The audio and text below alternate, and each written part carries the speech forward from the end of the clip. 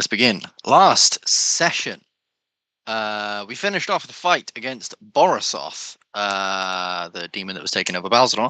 And though he made an attempt to burn you all to cinders, Giri's combat prowess, Neveda's bears, Doc's divine magic, and Kaiman's mighty jaws managed to destroy Borisoth's spirit, sending him back to hell, severely weakened and now separated from your friend Balzanor. Balzanor thanked you all for saving him, and he told you had some important info to tell you. When back in the capital, we caught up with the rest of the Guardians, who'd mostly been doing shopping, training, and a few side missions. Balzanor told you two vital pieces of information. Firstly, as Tiamat said in her tower, she was in hell. When she was in hell, she made many allies who still owe her debts, and she used Borisoth to call in these debts, gathering what forces she can to create basically a huge army to invade your realm, because you've all taken out her priests, and she's very, very mad about that. However, you did learn that Borisoth was the only real thing keeping the army cohesive and organized and together, because the many devils and demons that lead it all hate each other. So with Borisoth weakened, their army will be in disarray and require time to organize themselves. Have you learned that half of this massive army is ruled by one devil named Oberos the Adjudicator, a powerful Duke of the Hells who owes Tiamat a great deal, as she helped him become a duke way back when. Secondly, you learn that Tiamat's realm is sort of like a big bubble or glass ball, and anything that passes through into it or out of it destroys the lock that keeps both her in and other things out. Essentially, this means that if you go into her realm, the lock that keeps her there is destroyed, and she'll possibly be able to escape if she finds out you're there. So you'll have to approach her very carefully and act very quickly when you find her. You all sort of spent a week while Oramis was having an item crafted, some fancy new coat. The coat that we discussed that allows you to... yes. Have explosive diarrhea. Yeah, pretty much. Glyndan and Oramis and Mazzy went up the north and did a really, really quick thing, and Glyndan picked up some badass robes, and pretty much after a week you readied yourselves to teleport to the city of Abakatsha, wherein you can find the mythical tree of Yggdrasil and take a branch of it, and when ready, teleport to Tiamat's realm. So yes, the reason you're in Abakatsha is because obviously Glyndan had a vision that somewhere near here, beneath here, was beneath this area, this general area of Abakatsha, the city and its surrounds, was a tree, or like the root of Yggdrasil in this world. Yggdrasil being the world tree, the tree that holds all of the many realms and planes and worlds together. There is a root in basically every single plane of existence, and in order to basically bypass the lock on Tiamat's, layer of hell, you were told that you could go basically to Yggdrasil, walk along its branches, and jump into Tiamat's plane from there, rather than finding some way through it or around it. That would probably be this is probably the easiest way of getting into her plane. And so, with a flash of brilliant light, you are transported and teleported to Abakatsha. Or the surrounding area around Abakatsha somewhere. You rolled off target last time, so you're not exactly right there, but we'll see.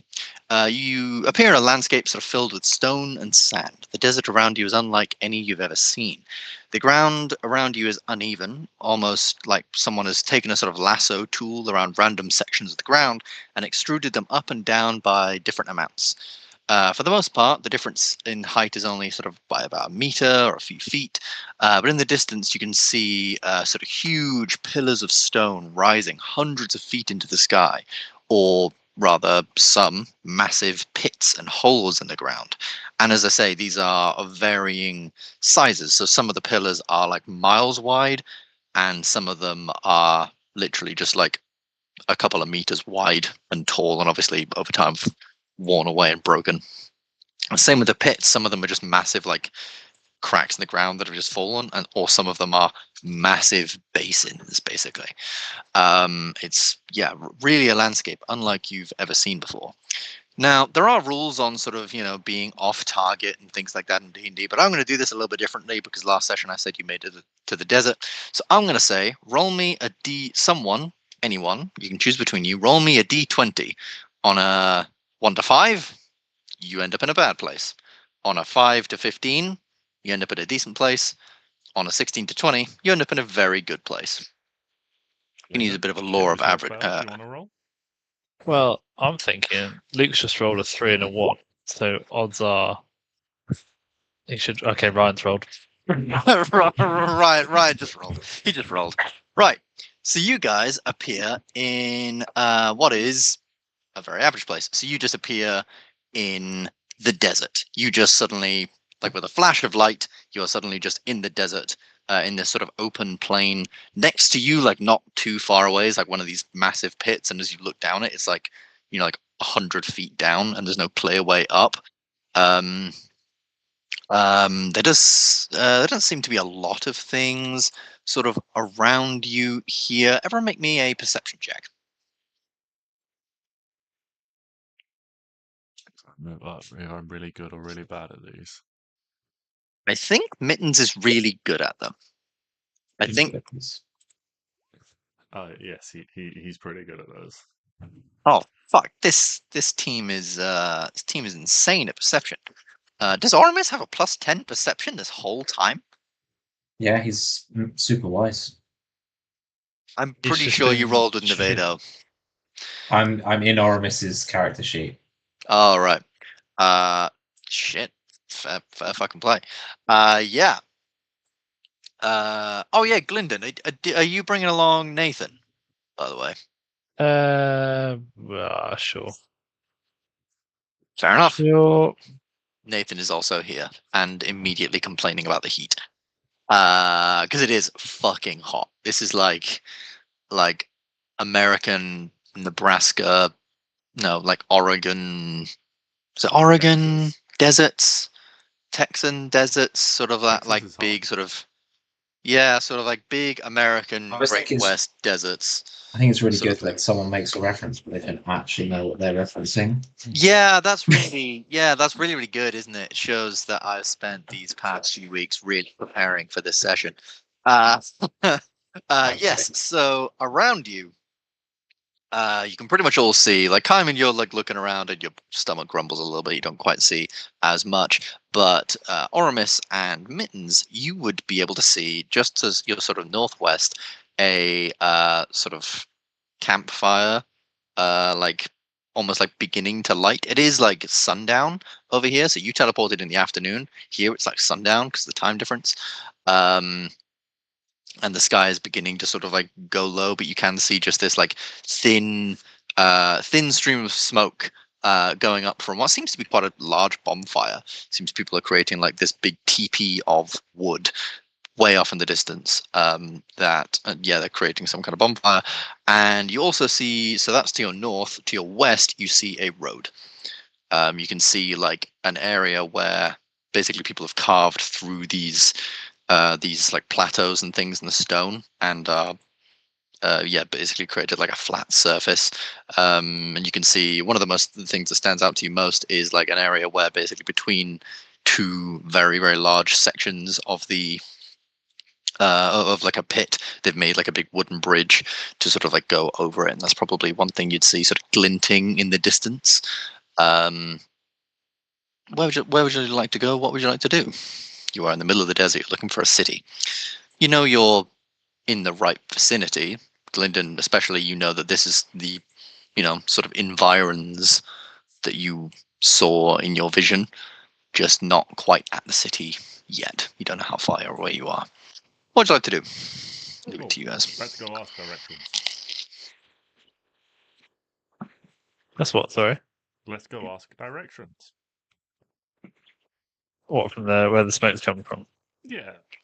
Smoke means people, people mean knowledge. Death. That's not the way to look at it. To the smoke. To the smoke. You walk a little while, sort of over the plateaus and different things, and over the landscape, and eventually find yourself at this small little campsite. The large sort of bonfire they've made is like, large sort of cut bits of wood, made, as I said, in like a sort of like 10-foot, 15-foot tall teepee.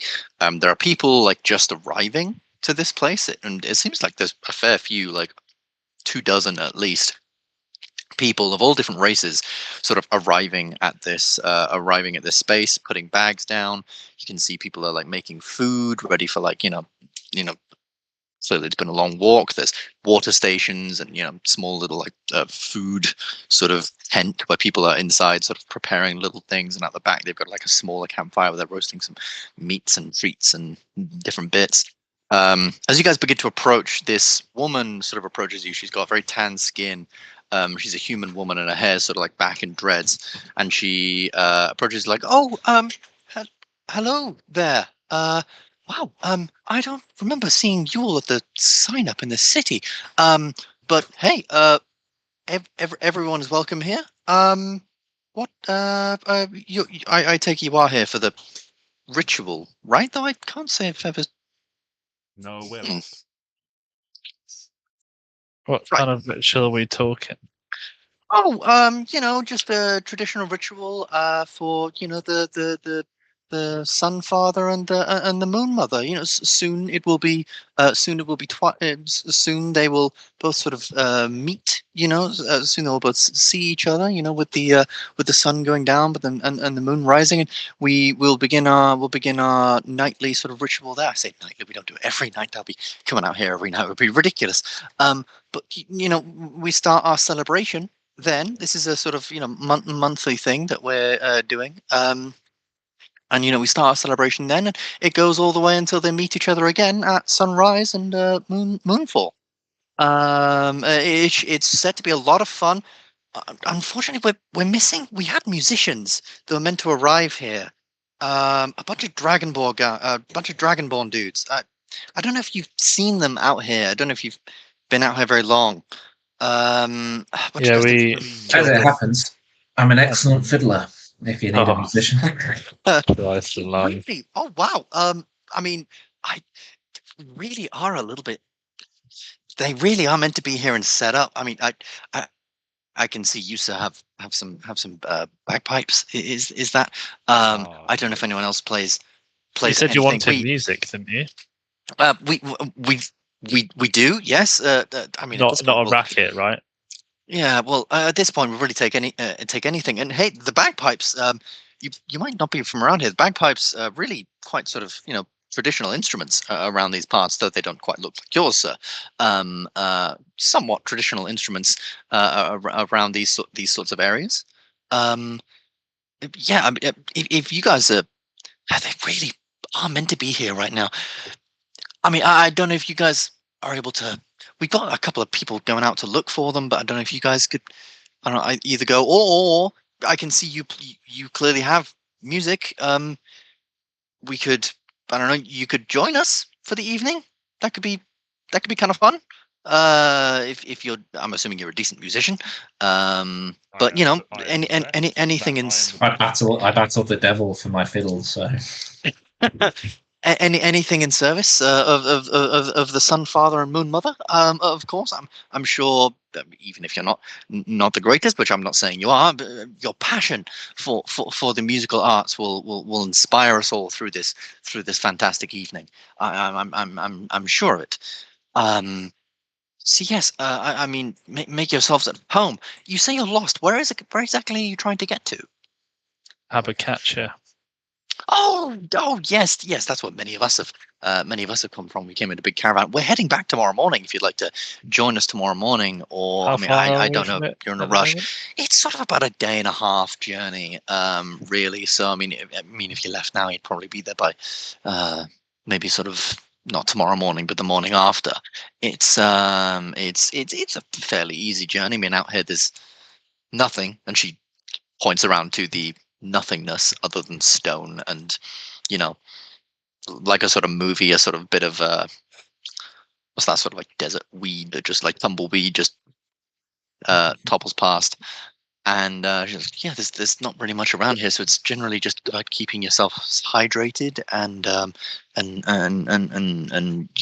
warm in the night but cool in the day. We could take you with us tomorrow morning, or I don't know, we could give you directions and you could be on your way if you don't respect them as respect the Sun Father and Moon Mother as we do. That I perfectly understand. People have places they need to be. It's really up to you. So I will clap a hand on little old Glyndan's shoulder and say, "What do you say, Wizard Man? We're on a tight schedule. We're on a tight schedule."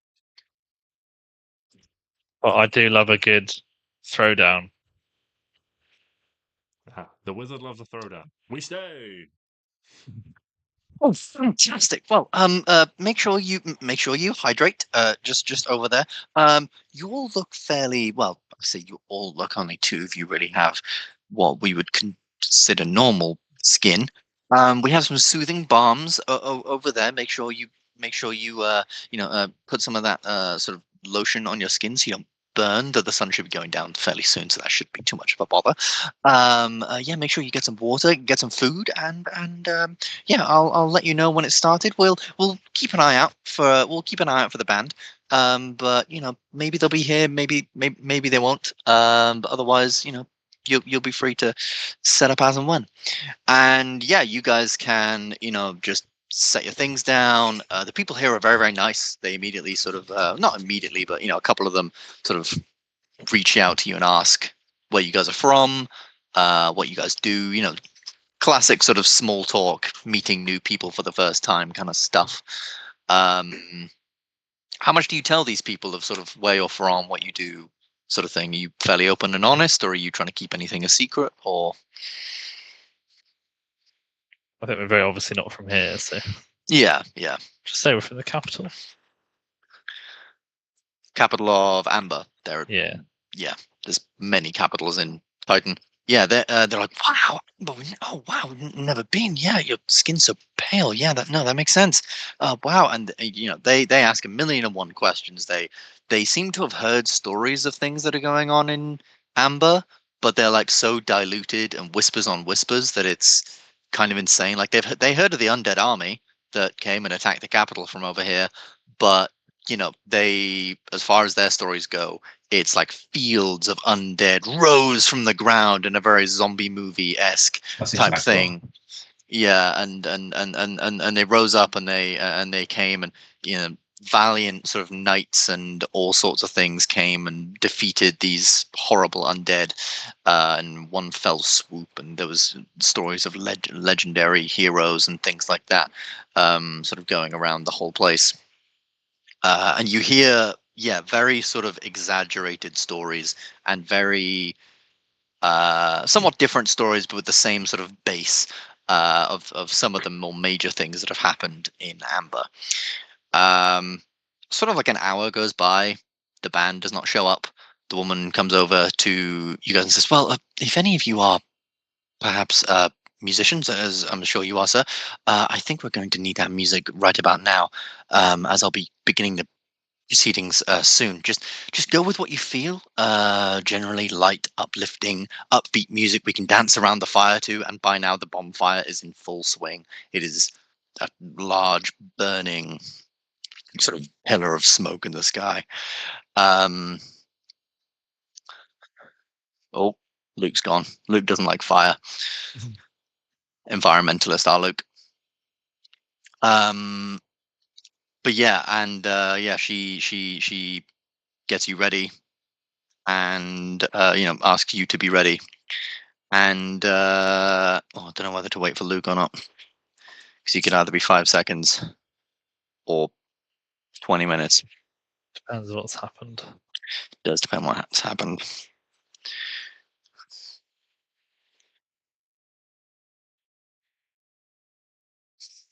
I'm going to take this opportunity to have a bite of pizza. I'm going to keep going. So, music. Well, you can begin your music. Why don't you roll me a performance check? Performance for days, Mhm. my friend. Performance for days.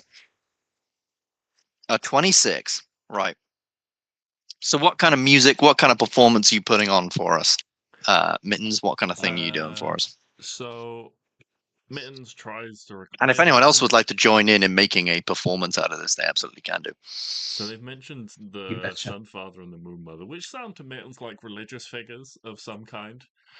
So he tries to recall what little he knows of some sort of religious sort of hymn-like music, but it's just bastardized upon the bagpipes. Yeah, that is absolutely fair. And yeah, it sort of starts out as a bit of a hymn, but after a little while, you're like, "Fuck it, I can't remember the rest. Let's just go for it!" And this raucous music plays, and as your music begins to start, them says, "Ladies and gentlemen, welcome to this month's celebration of the meeting between the Moon Mother and the Sun Father. Thank you very much. We'll be beginning in just a second. I just want to thank you all for coming here, and yeah, let's all enjoy. So on the count of three, we'll count you in, Master, and then she counts you in with the music. And all of a sudden, you watch all of these people, these now about 30 people that are here, disrobe, buck ass naked, middle of the desert, and they grab each other's hands and they start like dancing around this fire in a big circle. And it becomes very apparent that, yeah, this is some kind of weird nudist thing as they're all dancing around the fire, buck ass naked the entire evening. Do the Guardians of Amber join in this fantastic celebration? Yes. Oramis gets right in the middle of the dancing. He's still wearing his clothes, but he's right in there. Yeah, people are looking at you really weirdly. They're like, He's vibing. is this, I don't know, I don't know if this is like, you get right in the middle and people start moving almost away from you. It's clearly a bit of a thing here. Won't go into too much detail of it, but yes, the night goes uproariously. You dance with these Mittens strips people. off and Matt uses animating performance to make his clothes dance beside him. I love it. Yeah, it is a uproarious performance through the evening, and as morning begins to come, which for you guys, given the lag, sort of is somewhat evening, people sort of begin to get tired. They begin to wind down. People get like a couple of hours sleep before the proper daybreak, where everyone is awoken and everyone sort of sings in this hymnal chant at the sun rising once more and the moon falling.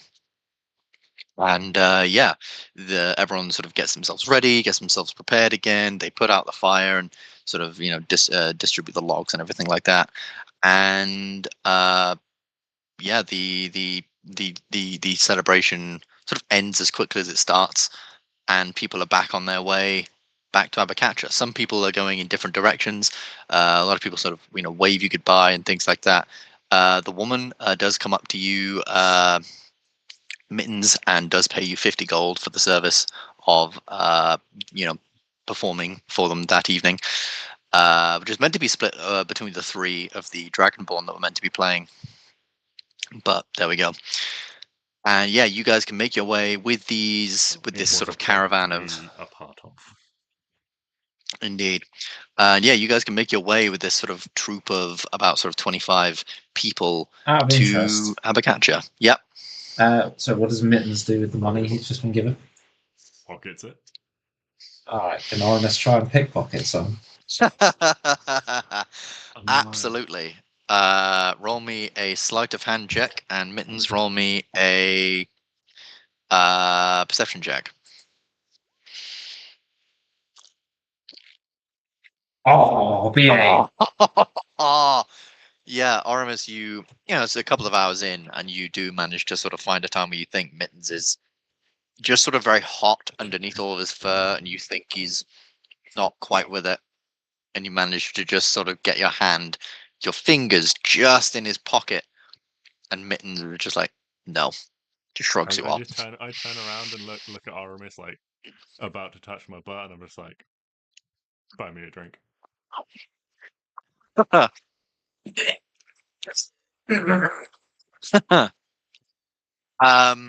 The travel back to Abakatsha goes pretty much without incident. As I said, it's a fairly sort of barren desert. You begin to hear all sorts of stories and rumors as you're speaking to the people out here. And there is like one incident with like some coyotes that sort of come around, but you guys are level 18 adventurers. You guys fuck these coyotes up like no one's business, and they run the fuck away. And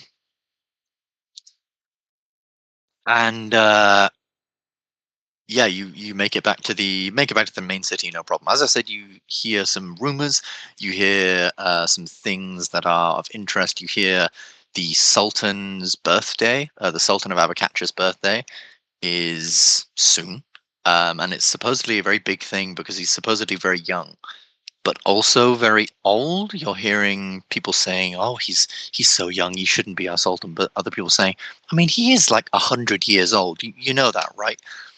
And people are going, "Yeah, but he's not 100 years old, is he?" And all sorts of things going on. You hear a lot of people. Some people will sort of tell you some rumors about the desert, some of their, you know, mysticisms and their myths, like sort of spirits of the desert and previous things. Like, for example, people believe that this desert was once basically like a massive, like, part of the ocean, pretty much. Like the ocean sort of swept in through this part, or it was like a massive lake or something. All this was filled with water, but some massive cataclysm happened. Some battle of the gods happened many years ago, and somehow that dried this place up. In the cataclysm, in the war, in everything, this whole place dried up and turned into just a barren desert. It's very disconcerting. But eventually, yeah, someone pulled the plug. That was it. But eventually, after a long journey, which is honestly for you guys as adventurers fairly boring, other than just speaking with these people around you, you eventually sort of turn a corner and sort of come over a rise and eventually see the city of Abakatsha. It is a city built upon a plateau that is several sort of 1,000 feet tall. It is like this huge monolith, maybe like 1,000 feet tall. It is this like huge monolithic pillar that rises into the sky, and on top of it is built the city of Abakatsha. You can see from where you are, in the center of the city is this large sort of almost like Persian, sort of like Middle Eastern dome style building. There's like one of them, but it's like a large red dome in the center of the city. And it's got like big walls all the way around the city that are pretty much like expand all the way to the edges of this huge pillar of stone. And what's interesting, and what sort of what gives credence to the sort of theory of it being a water-based place once before, is if you imagine this huge pillar, and over it is lots of engravings of sea creatures, which is very strange out in this dry desert. But there's these huge engravings of like a massive whale over one side. You can see the tentacles of an octopus from the other side that you can't quite see all of. And there's like smaller fish sort of swimming around this huge engraving of a whale on this pillar of stone. As you get closer, you can see that there is a walkway all the way up, or there is an elevator that takes you right up to the gate. You arrive. The sort of group that you're with, given they have like a wagon full of stuff, they offer you guys to go in the elevator with them, and it is this large sort of metal gearwork construction of an elevator. It's like this huge, like really big platform basically, that rises up, and the walkway up sort of goes all the way around the city pretty much and rises up. So it's basically one big ramp that goes around the city and up to the main gates. But the elevator is pretty much like right in front of the main gate, so it just rises up and gets you there. You get to the main gates. There are many people outside. There's like a market outside, pretty much mainly run by tabaxi, so cat people. And there are these, cat people sitting there in small caravans in their little tents and things, going, "Oh, you're come to speak to Tabaxi. Tabaxi has wares. Tabaxi give you the Tabaxi give you the good things. Tabaxi have wares, yes." And they are offering you all sorts of stuff. Glyndan, one of them, sort of looks to you and says, "Ah, you, sir, you look like a man of magic. Here are these cards, these magical cards." And he sort of shows you these cards. And on each of the cards, there's like a small illustration of many different figures. Like that looks like a giant, a skeleton, a Like kobold. tarot cards. No, like a deck of 52 cards, but there's just an illustration of a single standing monster on it. There's a beholder on one of them. There's a dragon on another one. They're fairly basic cards, but these ornate illustrations, very realistic illustrations of things on the cards. What's so magic about this? Yes, these cards, deck of illusions. Yes, you throw out card, and an illusion of the thing on the card appears. Must be thrown randomly. However, otherwise the magic does not work. Yes. Tabaxi thinks you like these cards. Tabaxi give you a good deal on these cards. Tabaxi think these cards do well in the hands of magicians such as you. How much are we talking? Oh, yes.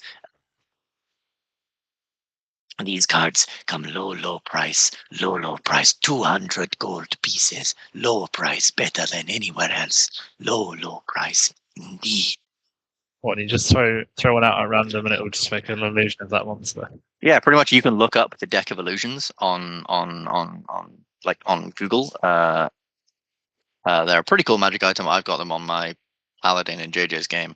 But yeah, basically, the box contains a set of parchment cards. The full deck has 34 cards, sorry, not 52. The deck found as treasure usually is missing 1d20 plus 1 cards, whatever. The magic of the deck functions only if the cards are drawn at random. You can use an altered deck of playing cards to simulate the deck, whatever.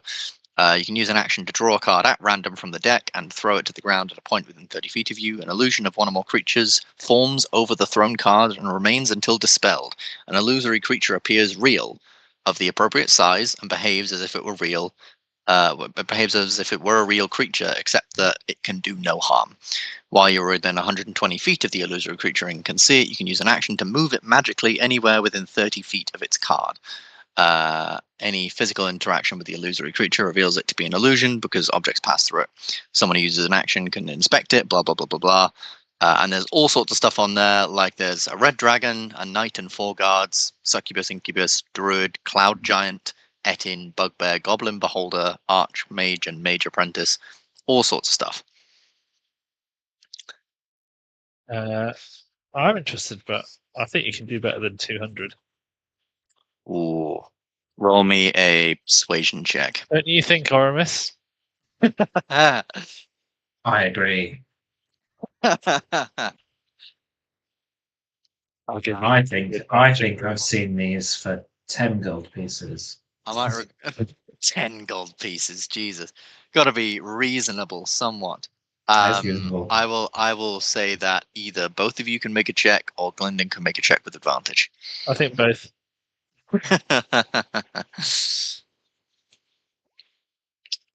That's good. Yeah, Glyndan, you sort of like immediately de facto to Oramis. You don't even try and there's barely any bartering going on. Oramis, what is it? Do you literally say, "Oh, I've seen these for a lot less money"? Is that sort of how you're approaching this? Yeah. So this guy looking at you. Tabaxi needs to make money, but Tabaxi give you a better offer. How's about 150 gold pieces for generous outsiders? We'll do that. I'm happy with that. Of handsome quality. Yes. Here you go.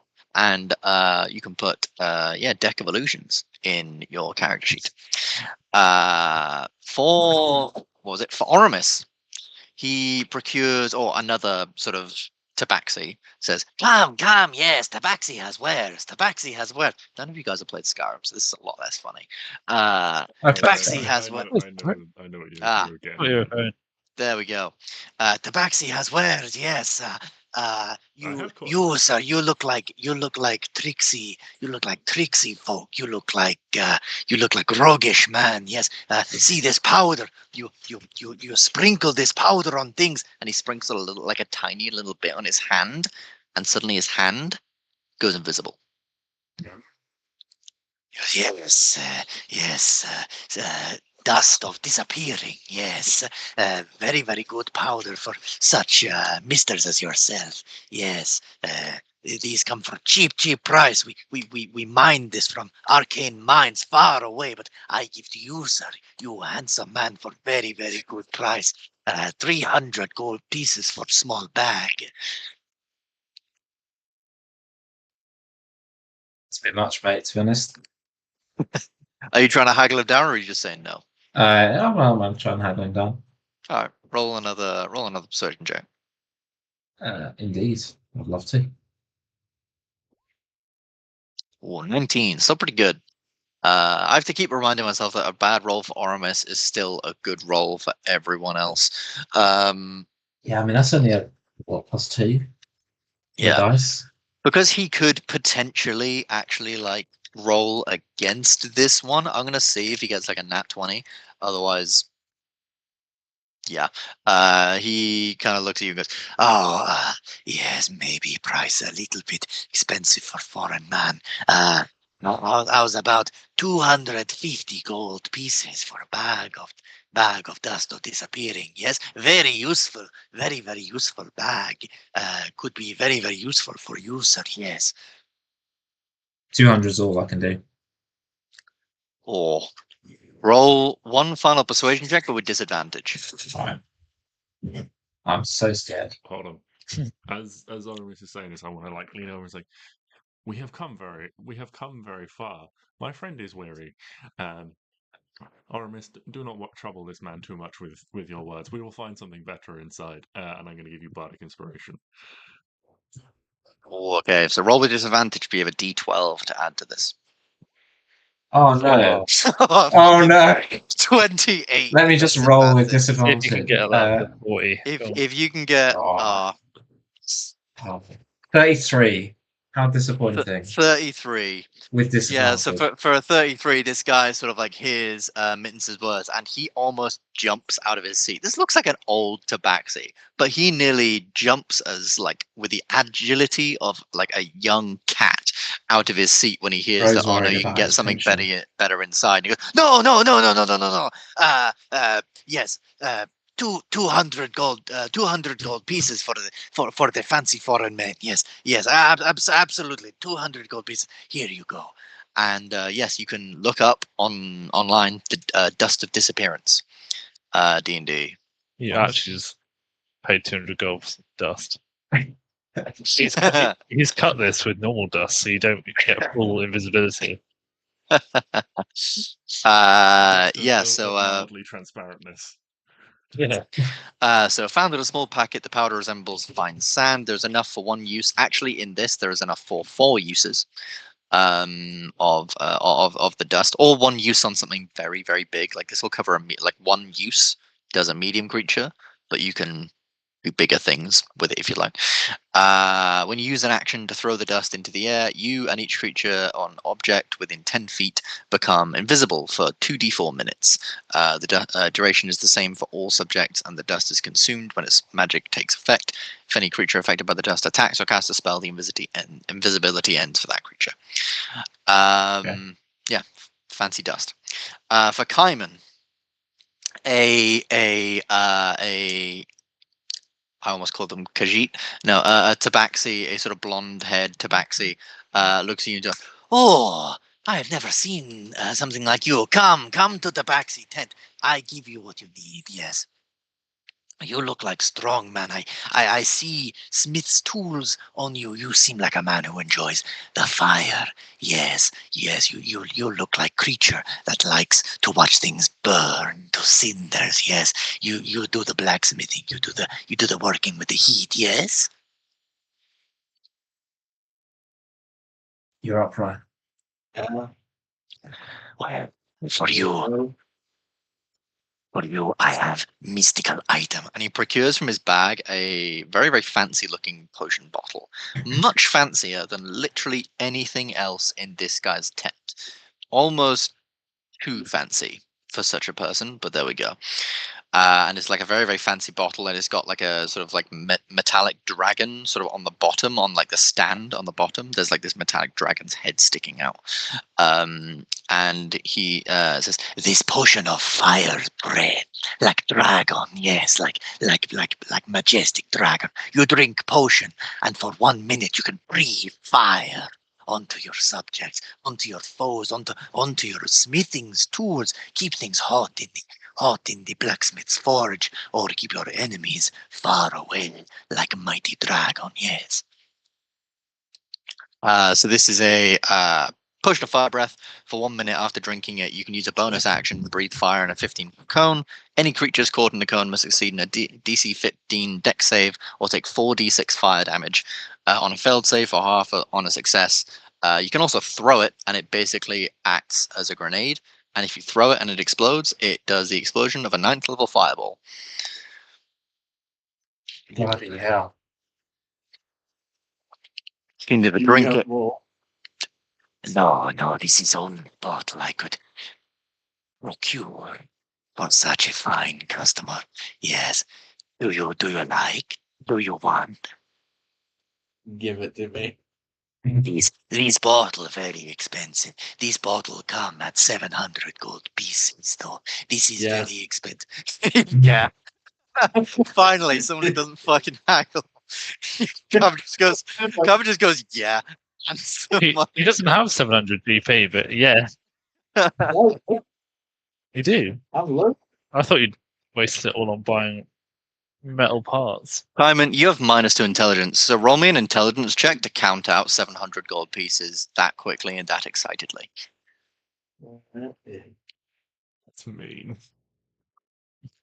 It's mean, but just with how enthusiastic he was of it. Yeah, Kaiman, you end up giving this guy 750 gold pieces, just by your enthusiasticness. And I would only do this because Kaiman has like 7,000 gold pieces, so an extra 50 gold is not too bad. But I just think that's funny. Yeah, you just hand him you just pick up like a handful of gold and just go, yes, take the bottle. And you just see, you would all just see Kaiman walking through this marketplace now, staring at this bottle of bright, sort of goldish, fiery I liquid. just turn around after helping Oramis and just see Kaiman just immediately just accepting the first price, and I'm just like, that's not how you do things here. They won't respect you if you don't haggle. And for Mittens, another sort of tabaxi, this one stood up and playing sort of on this fine recorder. And as you come closer, you can sort of, you somewhat appreciate what he's playing. It's a quite complex tune on this very fancy sort of jeweled blue recorder. And as he notices you noticing him, he says, "Ah, you see, blue recorder, yes, you wish to buy? Tabaxi has wares, but this ware is most finest of all." Sort of unshoulder the bagpipes and I got But your bagpipes, though fantastical as they are nowhere near the complexity and beauty and majesty of this item. Yes, and this blue recorder, if you succeed in a DC 15 performance check and plays the flute for 1 uninterrupted minute, you and up to 10 creatures around you gain temporary hit points equal to half your level, rounded up. You can use this 3 times per day. So basically a little thing to give you and your mates some temporary HP. Not attuned or anything, just a little thing that you can use. And he says, 300 gold pieces for such a valuable piece. He just starts playing it again, almost eyeing you, seductively, but seductively because he knows that you might have money.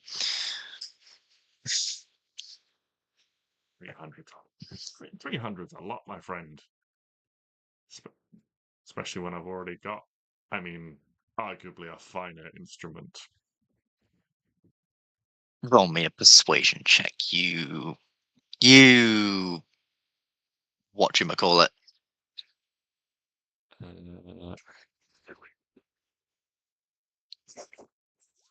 we go. Something in Or trying to really slow me down. 24.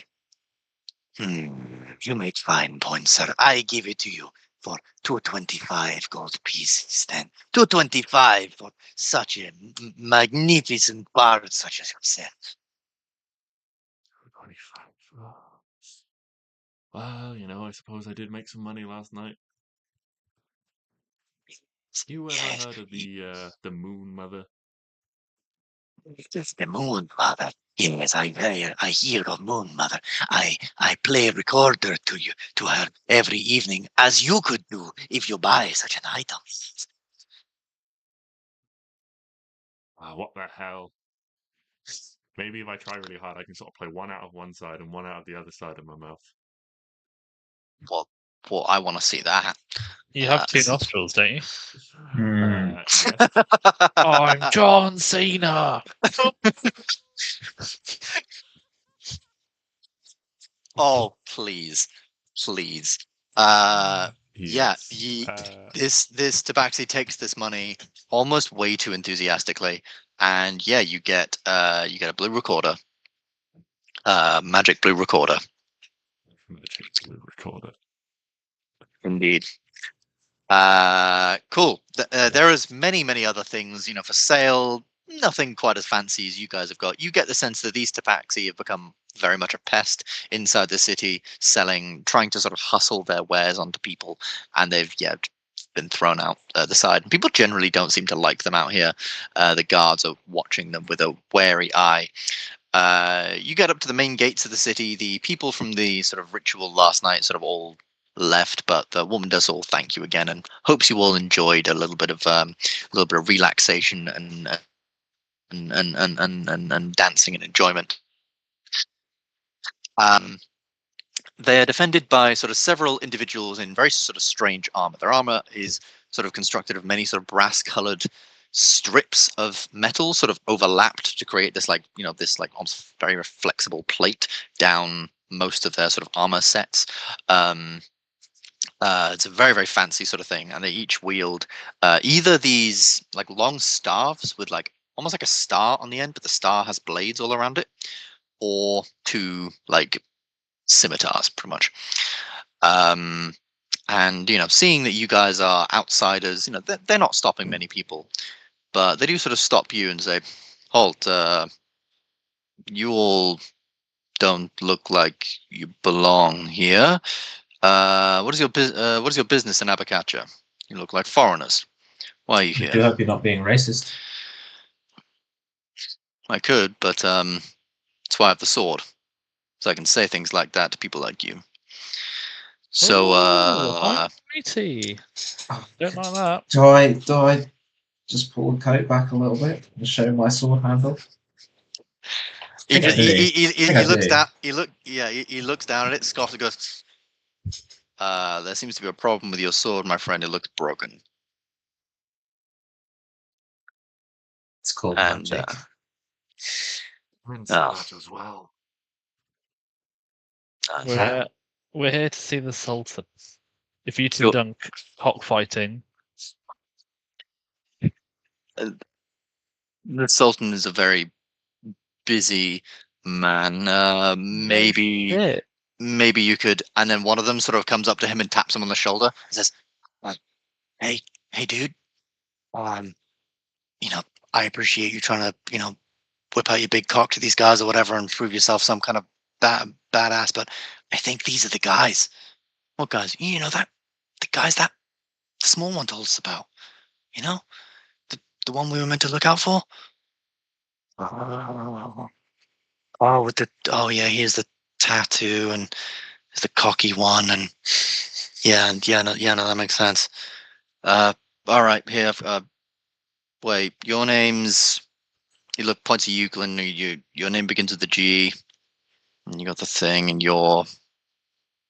Yeah, all right. I think I've got this for you, and he hands you a small note. He says, "Yeah, go on in. Can I got my eye on you." Can I whisper in the guy's ear as we walk past in Dwarvish? I'll kill you in your sleep.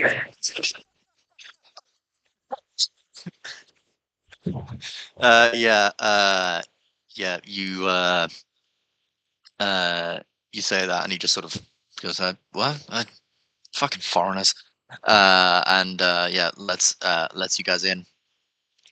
You look at the note, and the note says, "Guardians of Amber, meet me in the tea house called the Jasmine Wormling when you are available.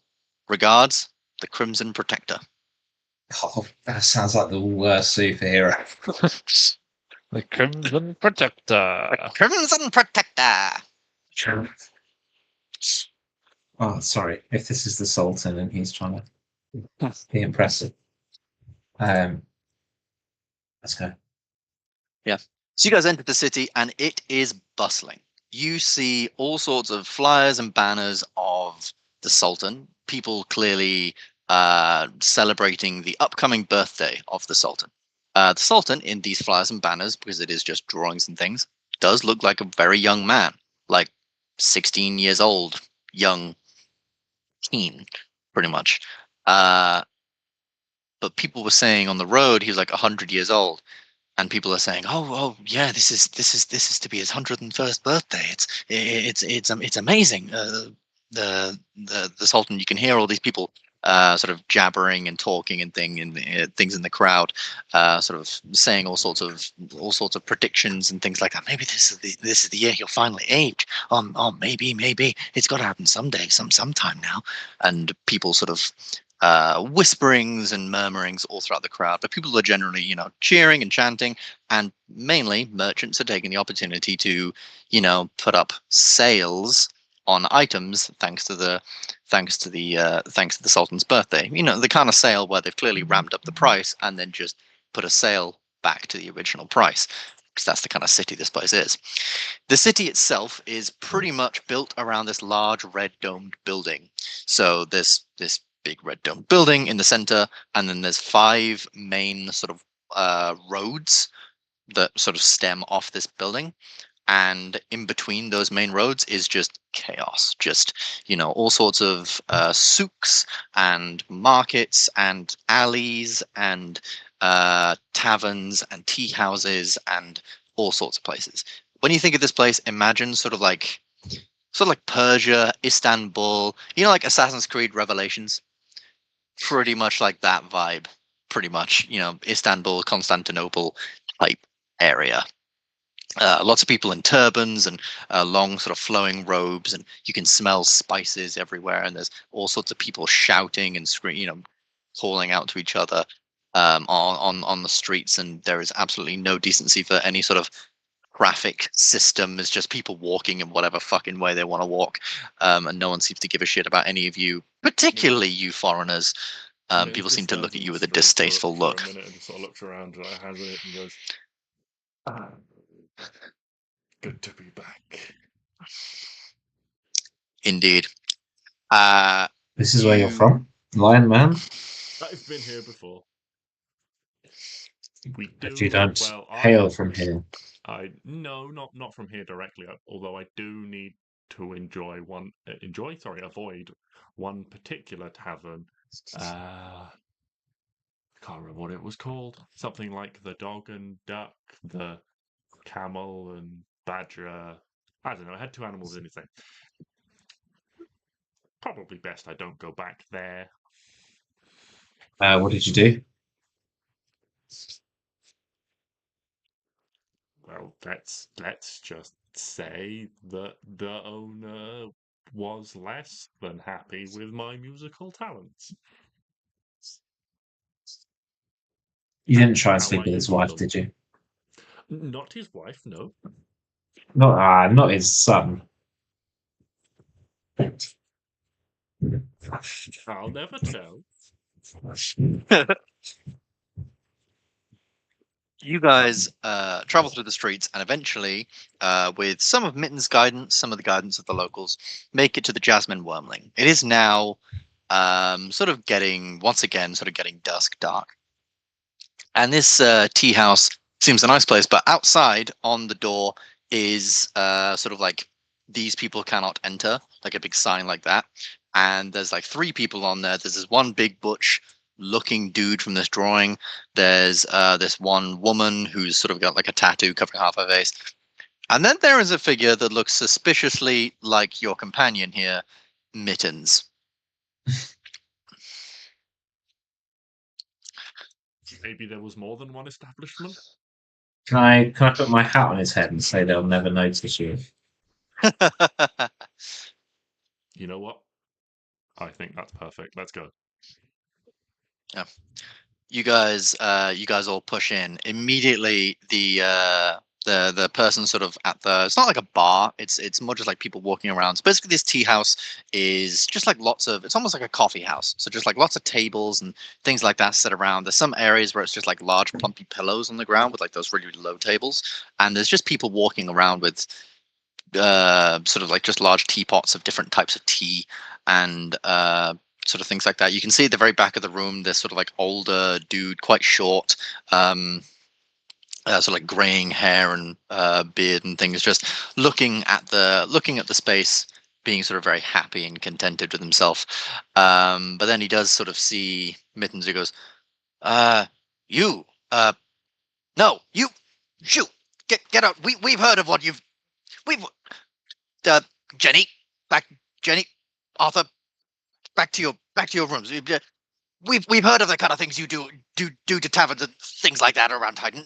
No, you will wait outside. You can't just put in a hat and assume that we won't know what you're up to, sir.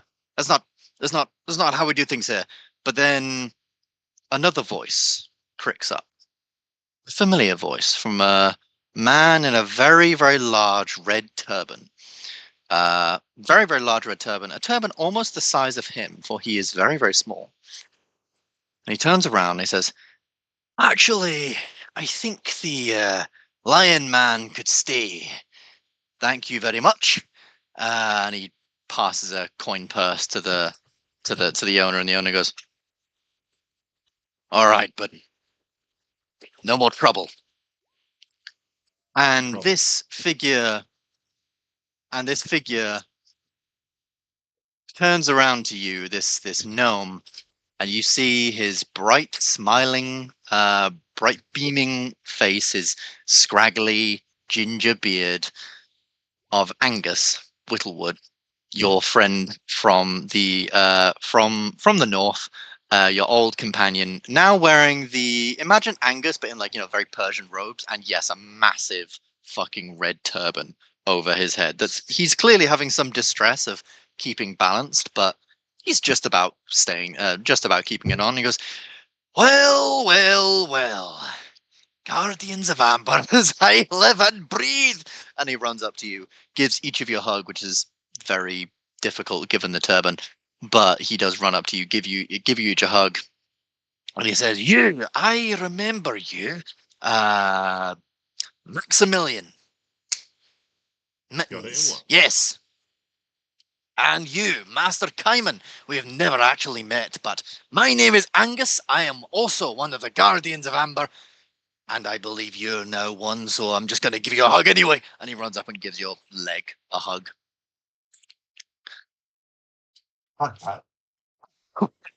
Yeah. All right, you big folk. Hiya, lads. I don't suppose you're the Crimson Protector, are you? Oh. Well, I would never tell. But yes, I am. How did I knew he was a smart one, you wizard bastard. Oh, it's good to see you again, lads. Well, yes, and the ginger beard. It's like red, like crimson. I thought that was Alba's got a kick out of that one. He thought that was funny. Are you moonlighting as some sort of superhero? Oh no, I just thought it'd be funny for that big reveal. Although I was aware that, yes, maybe you lot would think it's some kind of dark knight that's waiting to kill you or some weird assassin. So I will admit I was picturing someone who prowls on rooftops at night. Maybe well,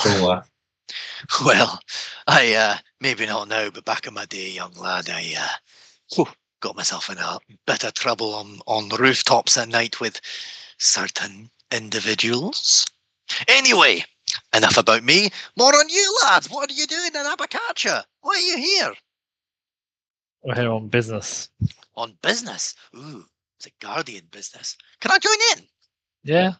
If Oh. you're not too busy freeing the city's streets of low-life scum, whatever it is the Crimson Protector does. Well, the Crimson Protector does a lot of things, and right now he's enjoying a fine pot of tea.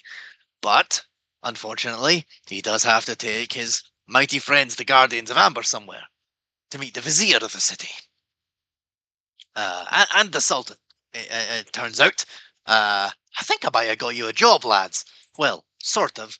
I kind of figured, well, knowing you'd be here and all, I thought maybe a proper interaction with the Sultan and things like that would probably be in order. Maybe help you out with whatever you're here for.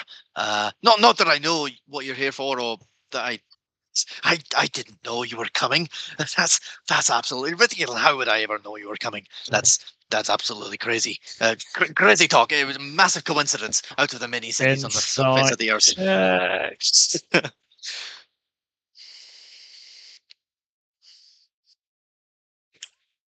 Oh, yeah. good. Do you want to give anyone else a heads up? So Angus rolled a natural 1. It doesn't matter. I've done shit. On a deception check. So yeah, you're like, it's not that you're very insightful. It's just he's an incredibly bad liar, and like not even like, you know, you just give like the look to everyone else, and it's at that point everyone else kind of thinks, oh yeah, it is a bit weird. Angus is hit, and he's talking very fast, and this is generally what Angus does when he's being a liar, and he's just like, tea? Anyone? Tea, quick, before we go. Nothing else to talk about. No random coincidences to be discussing or anything like that. No. Massive coincidence. Something we will tell our grandkids about for years and years and years to come, I'm sure. Tea? I bought a pot. I would love some. Fantastic. I remember everything in this place was delicious. And it is. Over at the people at the bar. You filthy animal. Yeah, this guy is like staring at you with a very, very disapproving look, just like, you know, squinted eyes, just like, I'm watching you. And just give him a very polite little wave. Yeah, you all taste the tea. It is absolutely delicious tea, very, very warm tea, particularly after Angus has taken a small hip flask and put some whiskey in it, or at least that's what he does with his. Don't know if anyone else would want some, but he's my tea needs. Personally, I'm a fan of my tea having a bit of a kick. So what are you all doing here? In fact, Looking for the Sultan. Looking for the Sultan. Well, we're looking for the root of Yggdrasil, which we know is underneath the city. Oh, I'm just going to climb through. Underneath the city. He's family, Oramis. Underneath the city. Oh wow. That's whew, that'll be It's interesting. one room underneath a Sultan's sex dungeon. Oh. Well, the Sultan is 16 years of age, sort of. So, but he's also like 100 or 101 or something like that. Yeah. It's very, very weird. I've been here about a week, and it's been very. So here's what I know: the Sultan, when Sultan became the Sultan at a very, very young age, when he was like 14, 15, something like that, and his parents were tragically killed by another nation, and the first thing he wanted to do was go to war. And he went to war, and he won the war, and on his 16th birthday, he came back to the city, and ever since that day, he has not aged at all. For the past 100 years, he's a human, like you, and Oramis, although I don't really know what, no one can, for truth. No, Oramis, you're a half-elf, never mind.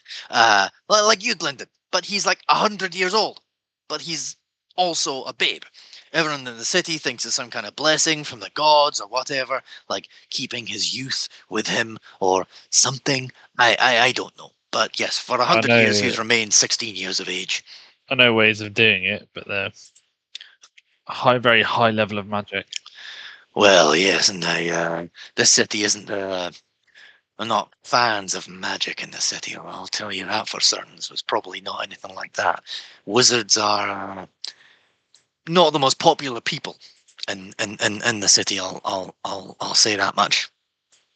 Though I'm sure you'll go down fine. I've told the vizier all about you guys. I told him about your soiree with dragons and with orcs and goblins, and all sorts of things. He loves you guys. He really wanted to meet you. So I told him as soon as you came to the city, he would drop everything for a meeting with you to discuss something very, very urgent. So yes, once we've finished this pot of tea, I'll take you to him, and yeah, you can finish up your lovely pot of tea, which is like does have a little bit of like natural sort of caffeine in it, so it wakes you up given the sort of long travel you guys have been on, and yeah, he takes you towards the Sultan's Palace, this large domed building, and I think that's probably a fairly good time to take a quick break as it is 9:20. So if you guys want, I will see you in 5 minutes where we will continue on this quick little journey.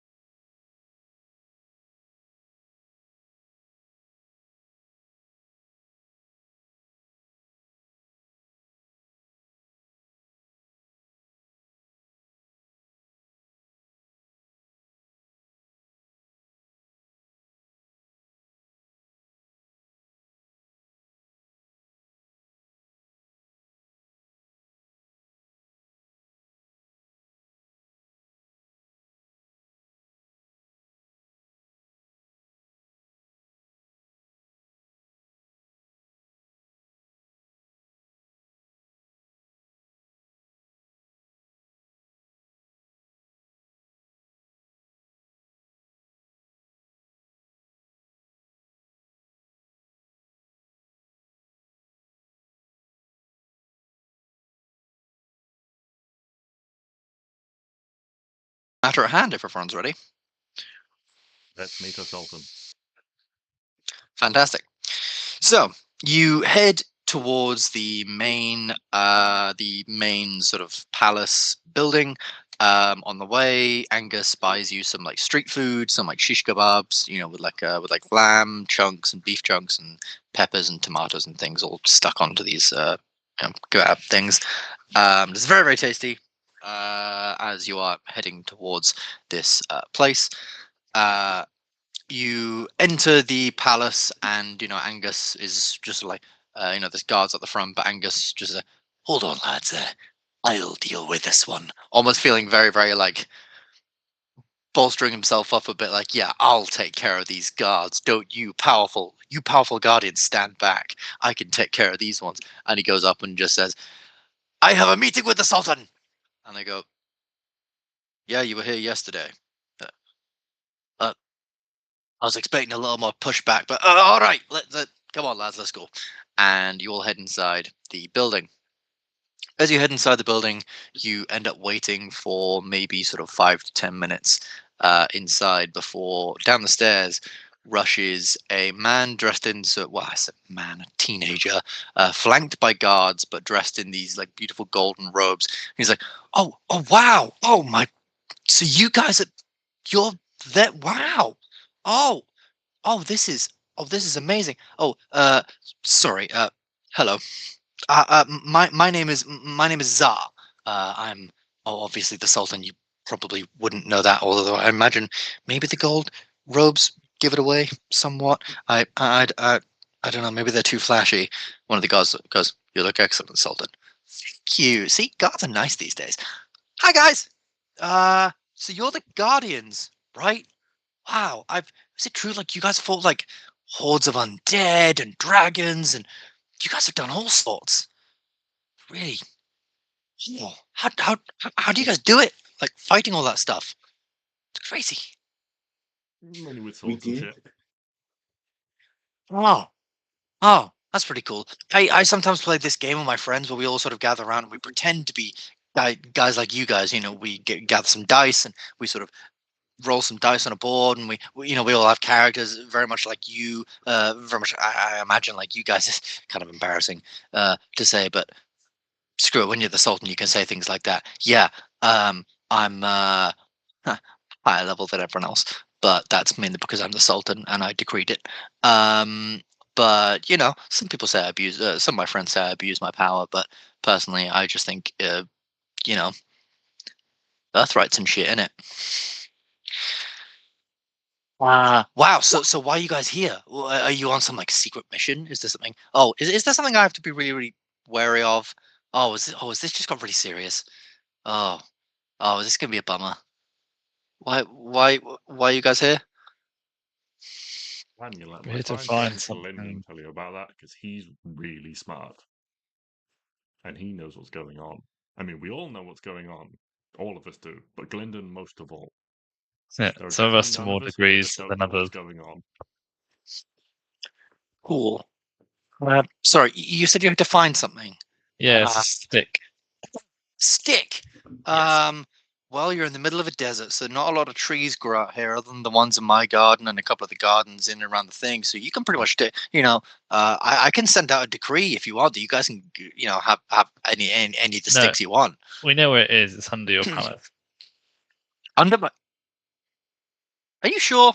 Yeah. Went down there. There's nothing down there. How Well, easy there's do you like a bunch think of it would crypts and be shit. to tunnel through your sex dungeon floor? Well, I've been told I'm not allowed to do that. What, tunnel through the Ye- floor? The sex dungeon part. Although you'd think if I've been alive 100 years, that doesn't make me 16 anymore. I mean, sure, biologically, but I'm 100, right? Soon to be 101. I'll have you know. I mean, I don't know how easy it would be. It'd be probably really expensive, and no. But I mean, I haven't had a single denial of the sex dungeon. well, obviously, no. There's not a sex dungeon. God, jeez. You guys are wow. You guys are intense. No, there's no sex dungeon, not that I know of. I mean, maybe my parents had a weird thing. Oh God, oh, that's a horrible thought. Oh, ugh, that was really, really awful there. For a minute.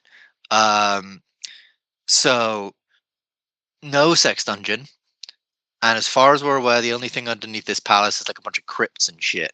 I'll tell you what. I'll tell you who would know a little bit more is probably my vizier.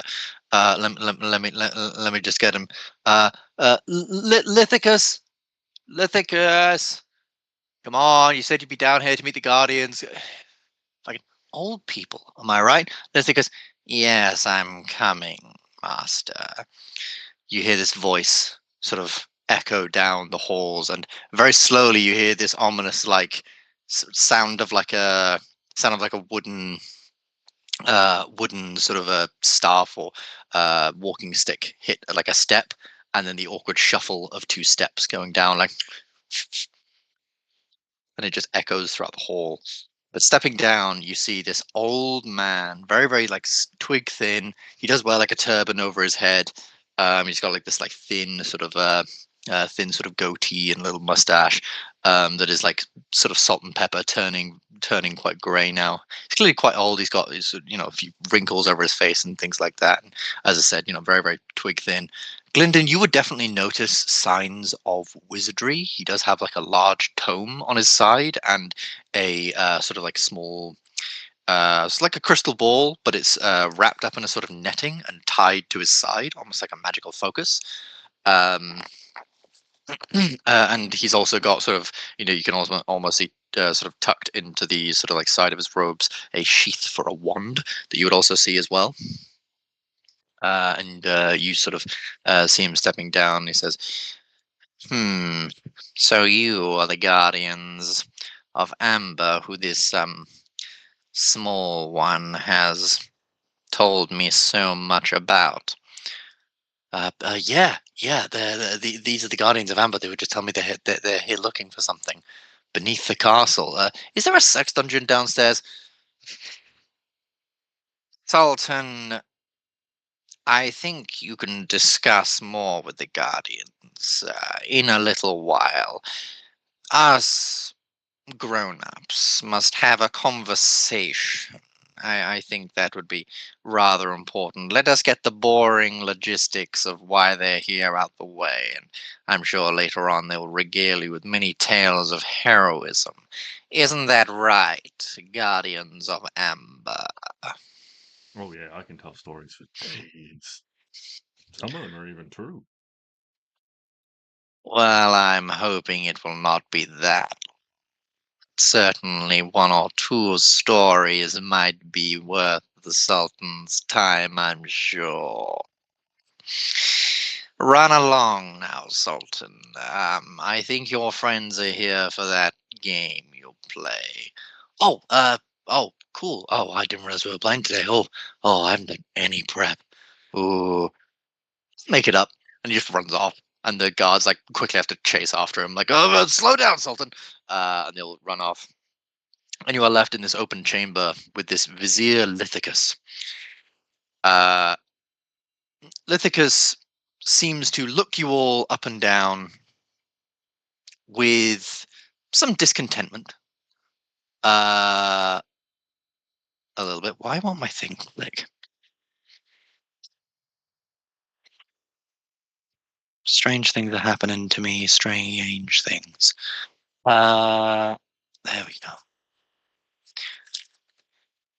Yeah, so Lithicus sort of looks each of you up and down and goes, the short one tells me you've dealt with many creatures before. Is that true? Yeah. Quite a few, yeah. And you are... The short one came to me a few days ago, telling me that very important people would soon be arriving and that I was to give them anything they asked for. Apparently, Half of the treasury.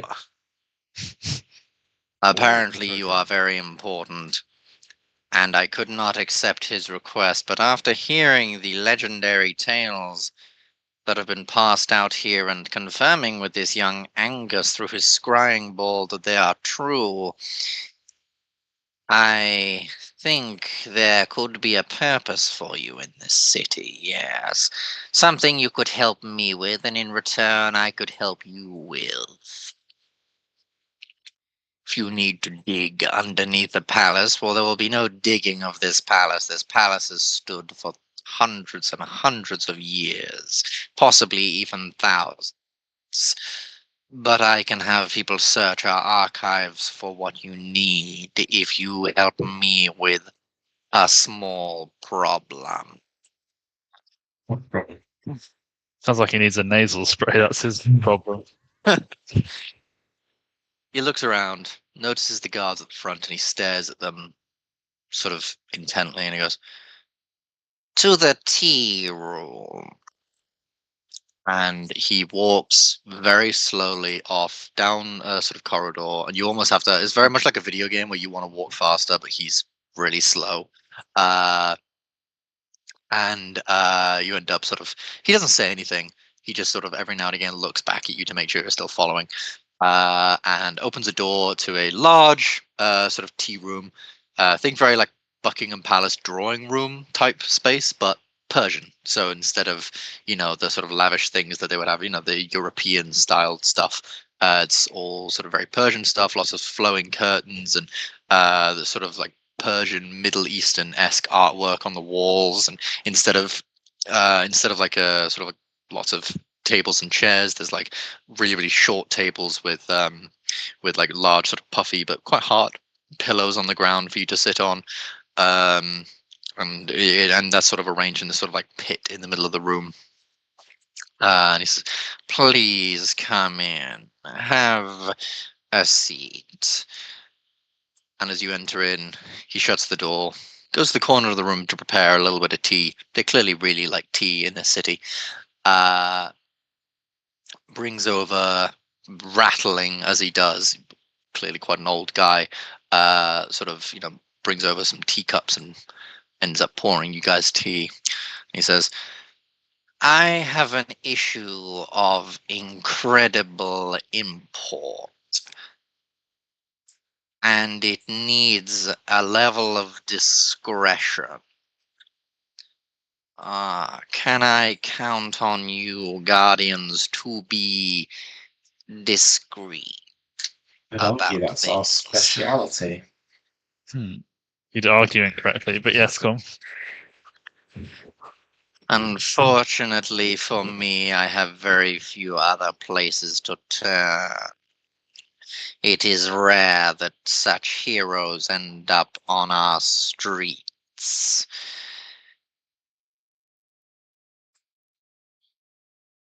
How much have you heard of the Sultan in this city during your short stay? He's a little boy that's lived for 100 years. Indeed. Most people believe that is because of a god's gift. They believe the gods keep him young for mysterious purposes, and we here in the palace, or rather, I, let them believe such things. But in actuality, his youth derives from me. You see, when he first became Sultan at the tender age of 15, he immediately wanted to go to war, and though the military mind said no, I had an idea. I drew up battle plans that would see it succeed, and though the military minds dismissed me, the young Sultan took my plans, agreed with them. We went to war and won. During the war, he listened to every word I said and was so dumb and malleable of mind that I found he could be easily persuaded into taking advice. So when we returned, I decided to keep his ignorance and keep his youth. I would, through some major alchemy, procure a liquid that would keep him young. That night he had his first sip of wine. Within the wine was this liquid, this de-aging agent, and for 1 year he did not age. Every year, since that day on his birthday, we have shared a glass of wine, and in that glass of wine has been this de-aging agent. I'm an elf, as you can see, so I can live for such aged years. He is human, he cannot. The liquid that I use to create this de-aging agent comes from a pool not too far from the city. But recently, some horrible creatures have decided to take up residence. There's some old temple by the pool. They've seen that as some kind of hideaway, and they are staying there. Though I have some practice with magic, I do not wish to go there alone. And I do not trust anyone else with such a mission. But hearing what the gnome has said about you, I think we could come to some arrangement. If you go and clear out the camp of creatures, I will give you whatever you desire. Under certain reasonable expectations, of course. But we have many powerful items and lots of gold in this city, as well as powerful warriors and lots of history to be explored through, lots of information, dirt on many of the other warlords, kings, and queens of Titan. We have much to offer. Do this for me. We will come to a deal.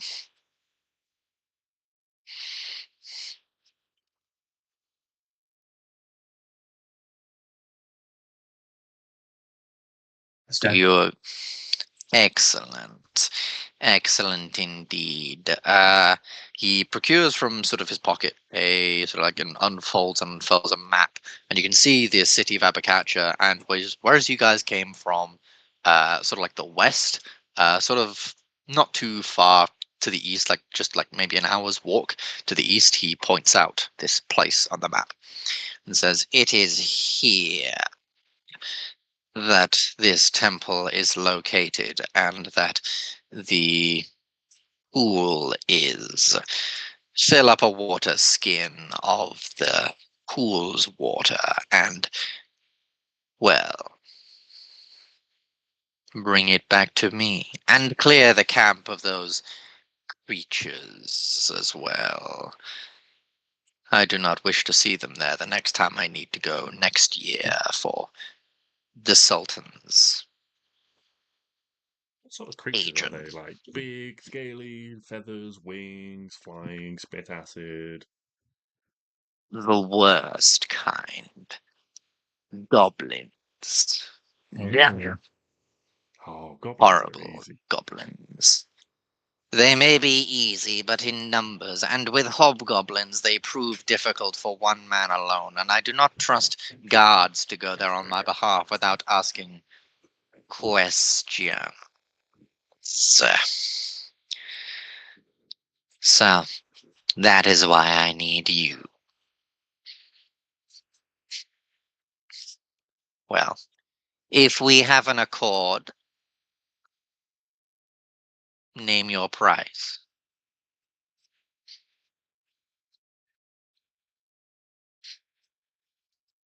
I believe Glyndan wanted to get in some sort of cat. Did you say you had catacombs? There are catacombs beneath the city, yes, I could certainly take you down there. Sounds like a Anything good you place want to- from any of the bodies down there is yours. I don't care. I myself have taken privy to an old sultan's necklace, sultan's consort's bangle when money is tight. Yes.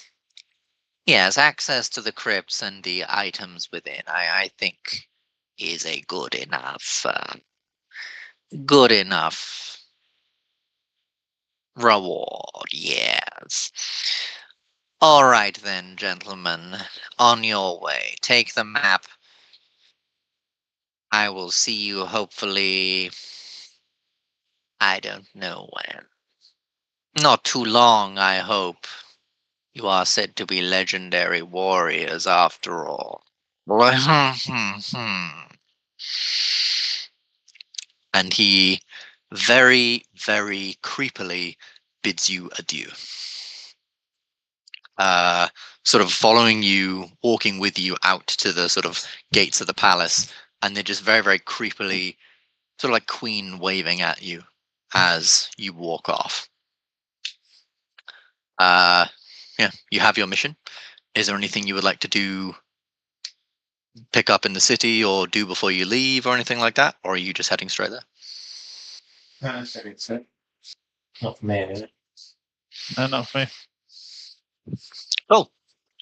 Then we can simply get you guys there. Yeah, you guys leave the city, walk down the long pathway down. The elevator is full, so you have to walk all the way down, and then head off about an hour into the desert, into this sort of, yeah, as I say, plateau desert. Angus complains most of the way. Nathan complains the rest of the way. With the heat and everything, and eventually Angus gives up with his turban as it falls off his head, and he tries to put it back on, but it just doesn't quite go on. So he just takes the wrap of the turban and wraps it around himself. And you sort of following the map and its directions, you eventually find your way to a. As we're walking Oh. along, I Yeah. kind of want to turn to the group and go, I mean, I know everyone in this city is kind of a dick, but that guy seems like more of a dick than the average person. Anyone else pick up on that? Not a big fan. You don't like anyone, Oramis. That is true. Like, Yeah, well, keep an eye on him.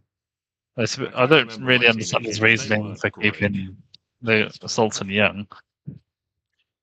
Well, I think he said that while he was young, the boy was, and to put his words on it, malleable?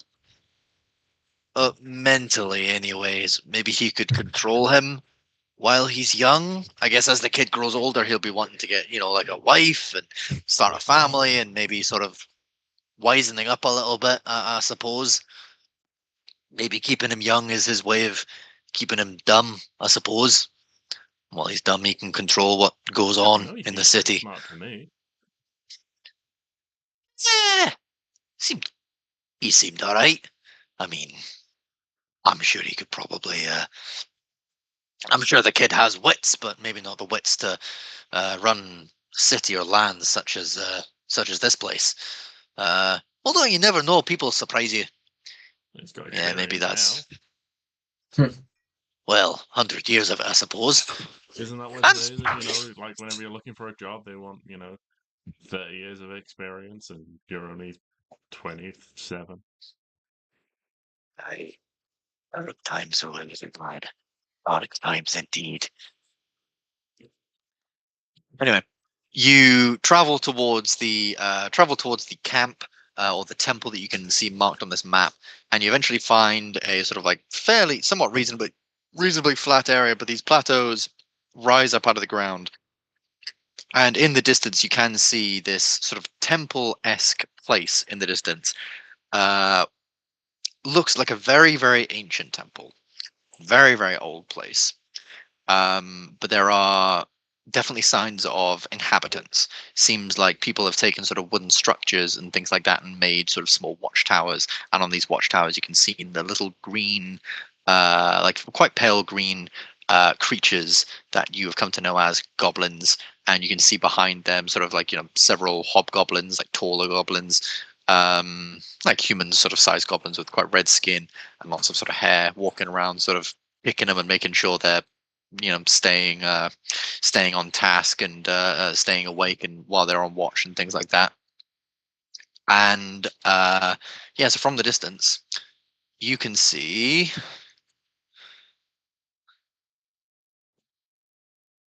this map. You guys are obviously like way down south, like, you know, a fair while down south, but given you have 3 people in this party who have at least plus 10 to perception checks, I'm happy to just say you guys see pretty much this. Now, here's part of where Ben was saying how this could be a little bit sillier. Ben is aware you are level 18, and I'm putting you in a combat with some goblins. This for a couple of reasons. Number one, Luke has mentioned on multiple occasions that he wants to just whack at some low level crap. And number two, for a little bit of a competition. For whoever gets the most creative kill will gain a prize when entering this place. If going in and swinging is what you guys want to do. If anyone finds another way around this problem, there may be another prize for this. So it's entirely up to you, whatever your characters would do. But your characters are aware that you literally fought in a war a little while back against goblins and hobgoblins. These guys do not look much better, much more equipped or outfitted. Maybe with different weapons, instead of like regular longswords and stuff, they've got like Kopesh blades and different sort of things, but otherwise they look fairly regular. So yes, as I said, maybe chance for a little competition, chance for a little light bit of combat to get you back into these characters at such a high level, and maybe a chance for us to just swing at some low level enemies and have a little fun before we continue on. One thing I will say is, can everyone make me a perception check as you are looking at this place from a little while away?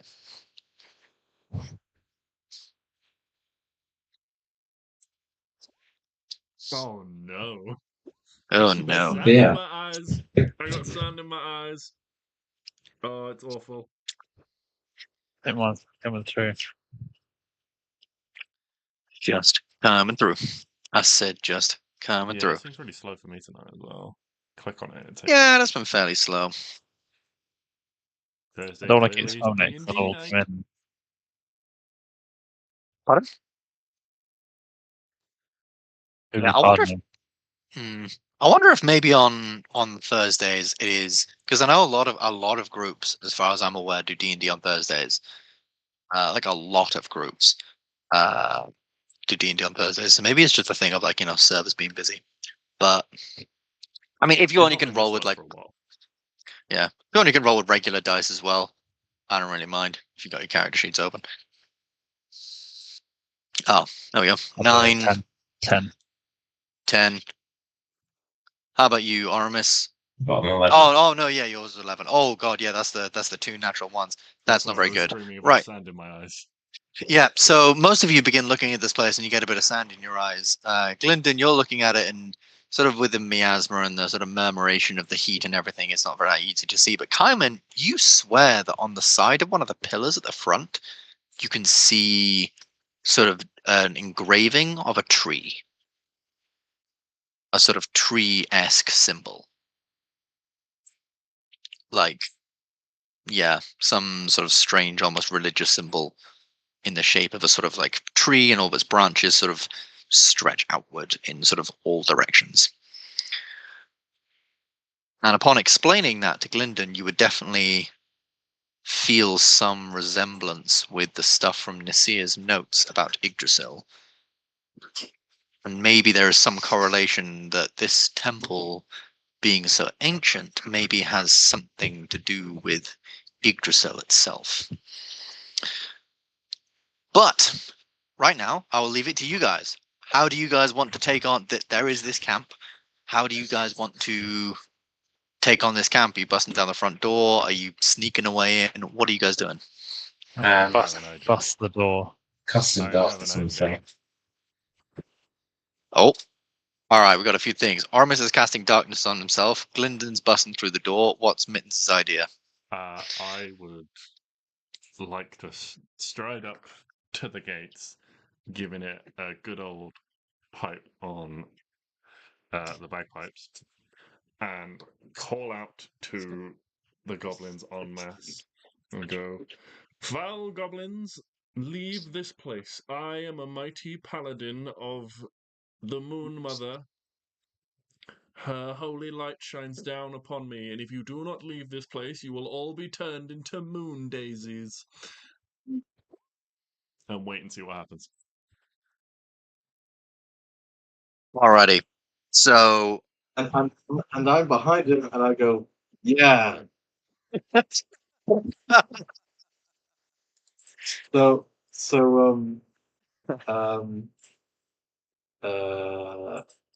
right. So guidance. as this is going on, Oramis, are you casting darkness before all this, or are you doing this?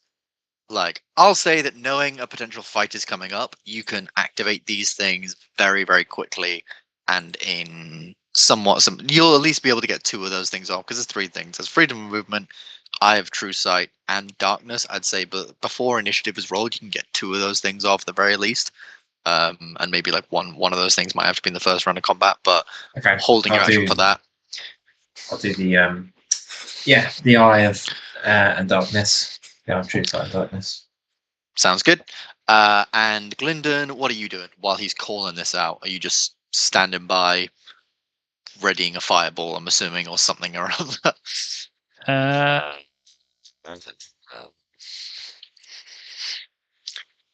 I will cast Crown of Stars.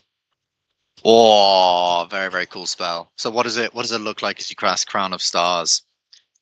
Sort of clasp my hands together and then like spin them round, and then just these. How many stars is it? I think it's 7. I think it's going to be 9 because I'm casting it at high level because I've already used teleport. I'll just get Enough. 9 stars that go around my head, and they sort of slowly spin. Yeah, Keep spinning. spinning around you like a fucking red turtle shell in Mario. Yeah, nice. So yeah, these so Mittens, make me I'll either say persuasion or intimidation. Either way you'll have advantage. Okay. They are both the same, so let's go with intimidation. Or 25. As you call this out, many of the sort of like goblins and things like that begin like moving towards the front of the space. So I'll actually just move some of these up front here. As they sort of begin sort of gathering en masse up front, all the goblins are the basic small goblins behind, but the sort of hobgoblins are sort of up front looking at you guys, almost some of them with some degree of hilarity, be like, what do you guys really think you're doing? Yeah, Some of them being like, oh, that guy seems like a wizard. If Oh, I can spot some one shit that seems looks going like on. he is being derisive or doesn't look like he's going to comply with the fleeing order, I'm just going to point at him. The Moon Mother is displeased with your lack of haste, and I'm going to cast True Polymorph and turn him into a moon daisy.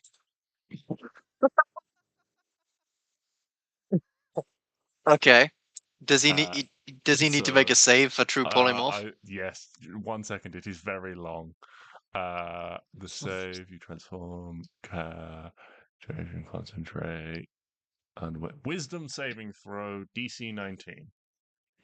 Wisdom saving throw DC 19. That is a 7. He becomes a moon daisy. He becomes a moon daisy. So suddenly this hobgoblin, which we'll say is this top one here, all these goblins and everything are just like, moon. Glyndan, you speak goblin, right? Yeah, for some reason. Yeah, so you understand sort of a lot of what's going on. To everyone else, it's just this murmuration of gabbers, goobers, and gobbers. But to Glyndan, you can hear like, oh, these guys do seem kind of treacherous. I mean, they got all sorts of weapons, and that one's got stars spinning around his head, and we don't like the Moon Mother. And the sort of bigger ones are like, shut up, man. Pull yourselves together. We've been bigger and better than these guys. Come on, remember that group last week? We took care of those, no problem. Well, one of them was a wizard. Oh yeah, okay. And this one calls out to you, we will do no such thing, man. And then you just point at him, and just turns into a tiny little moon daisy, which I'm imagining is just like a regular daisy, but its petals are like very, very white, like moonstone almost. white. I don't know if a moon daisy is a thing. It's just a thing I've invented. It's It, basically like it fucking is now. a daisy There we with, go. like, silvery sort of like petals, and I imagine he's like in a pot as well, just like a. Yep, he's in a pot and everything, a little moon pot. Yep, it. Good job, JJ. You created a plant in this world, moon daisy. It's a thing. Rich backstory and everything. Totally meant for that to happen. Yeah. So, and all of a sudden, this thing's like this guy way up here. Just he's a fucking daisy now. And all the goblins and everything go just immediately screaming and crying, and there's just this big thing of, and all of them are pretty dang frightened by that. Is anyone doing anything else? Oramis, now might be a good time to activate your darkness or your final thing or whatever you're doing. Yeah, Oramis. All of a sudden, from Oramis, just this silent dark shroud emanates. The Moon Mother's vengeance is upon you. There's just a lot more screaming, and these hobgoblins are like, oh, fucking kill them or something. I don't know. And yeah, I guess with that, let's roll some initiative, folks. So Glyndan, you got Crown of Stars. We got True Polymorph. We got Darkness, True Sight, and Freedom of Movement all in fucking one. I'm imagining this is not going to be a very fair fight, but I'm imagining it's going to be quite a fun fight. Much like we, one thing I wanted to mention as well, much like we did with, remember back when we had the tavern fight? Yes. And you guys could do all sorts of stuff. Think that for creativity, if you so desire. The winner might happen to find something interesting on one of these goblins, her chance, and get a point of inspiration. Second place, because there will be a second place, will get a point of inspiration regardless. For coolest kill, basically, is this little competition I'm gonna try and do for all of us. So, and hey, you never know. Maybe one of these goblins will get coolest kill. Huh? Yes. Sure. So Glyndan, then Oramis, then Mittens. Kaiman, do you want to roll initiative? My initiative rolling. 18. So that is actually before some of these people. Kaiman. Sweet. Yeah, so that is going to be, I'm just going to put that like there to the side, or actually I'm going to put it down the bottom left. I'm also going to say that with the sort of terrifying nature of some of what's been going on, some of these guys, before even initiative is rolled, some of these guys are going to begin to slightly sort of move about, trying to get into a better position or trying to just run. I'll roll to see, but basically with this high number of people, we're going to do like we used to do, where it's going to be one of you guys, a group of them, one of you guys, a group of them, one of these guys, one of you guys, a group of them, just to keep things flowing fairly nicely. I mean, that I don't have to roll 1 million initiatives. So Glyndan, you are up first. You have a crown of stars spinning around your head. What would you like to do? That there is a pillar. These towers. Are you sure it's not an explosive barrel? I would say no, but these barrels behind here certainly smell somewhat similar to these sort of like, they smell alcoholic. Okay. I'd say that, yeah, those barrels around there, and maybe if there are any other barrels like those ones, certainly smell somewhat alcoholic. Does radiant damage trigger alcohol? We'll certainly find the fuck out. I'm gonna say yes for the fun of it. Actually, I'm gonna say no, because it's you said yes first. I did So you said you were trying to be fun in this session, just pointing out what you said. All right, take your flaming barrels and shove them up your bum. All right. But there we go. The fully alcohol. How much of this can I see up here? Not very much. So the stairway goes up about 10 feet. So you probably and the wall the sort of plateau goes up about sort of 20 feet, and the like watchtowers go up like another 20 feet. So it is fairly high. The watchtowers are just made out of wood, like basic ass wood. Yeah. Any other dimensions or anything you need to know, let me know. These goblins are sort of seeable on the side here, but they will have some cover. Can I see these ones? Yes, you absolutely can. All right. Can I create a gravity sinkhole just here, please? Absolutely. Do I you want to should put get all- gravity sinkhole in the chat? Just for me to read it. 20-foot radius sphere of crushing force forms at a point you see within range. Tugs at the creatures. Each creature in the sphere must make a Constitution saving throw. On a failed save, the creature takes 5d10 force damage. It's pulled in a straight line towards the center of the sphere, ending in an unoccupied space as close to the center as possible. On a successful save, the creature takes. All right, so you basically create like a little black hole. Yeah, and I'm aiming to pull them out. Yeah, out of their tower. Out of their tower, right? So. I'm going to roll 3 con saves. So that is 10 for the goblin at the bottom. That's a fail. That's a 10 for the hobgoblin. Oh, would you believe it? A 10 for the 3 10s. Roll the damage. I can tell you right now that you've fucking demolished the goblins. Yeah, so here's what happens. You open up a gravity sinkhole, and all of a sudden the goblins and the tower are all just pulled into this gravity point, and just it all just pulls in like it's being sucked in from a black hole. And when your black hole just suddenly ends with a little pop, there is nothing left. Not even a hobgoblin. Nope, hobgoblin died. They have 22 HP. Okay. So these 3 gone, and the tower was pretty much gone as well. Can't do my cool thing because I was too destructive. Slightly too destructive. Oh, were you gonna? I was gonna snipe one in midair, but it's all right. He's dead. He is slightly dead. Right, and then in frustration that I've killed these people too quickly, I'm too bloodthirsty. I'll just turn around and this blue bitch here, just gonna fire emote him. Pew! Bonus action. Alrighty, roll to hit.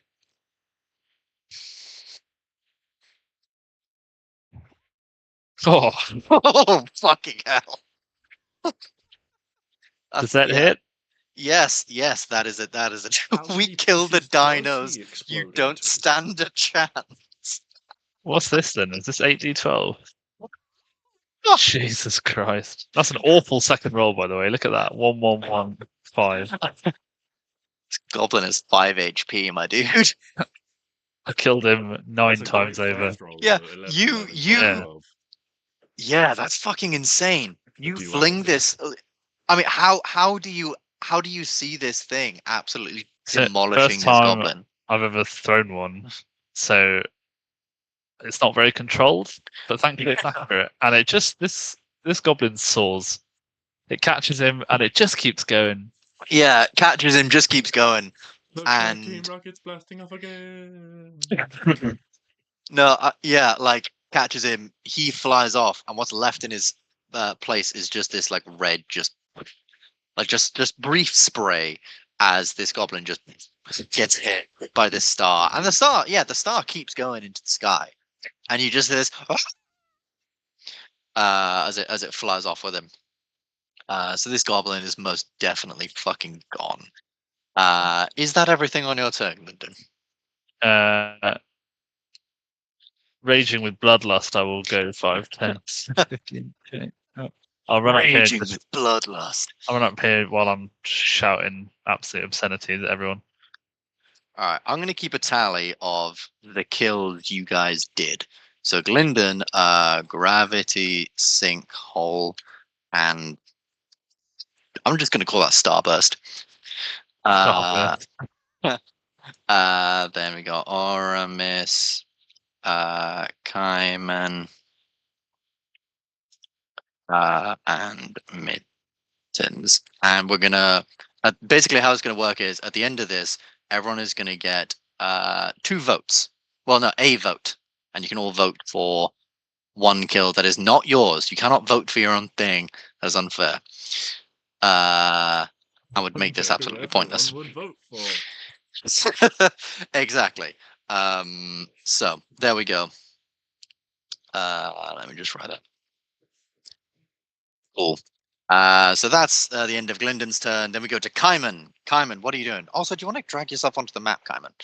Actually, I'll do it for you because I think for some reason He's not currently visible, Ben. That's all part of his plan. Yeah. You know. So, Kaiman Kaiman, can you are- swim. He can swim through the land now. He's a land shark. So, Kaiman, Here's my left. you have seen a tower and all the goblins in it just get pulled into gravity, and then one goblin just gets sniped with a star. What are you doing? Alright. I don't know. I'm probably be quite confused. But that's that. Can't see this. I don't know. Come on. Oh, there was Why one red isn't it- goblin.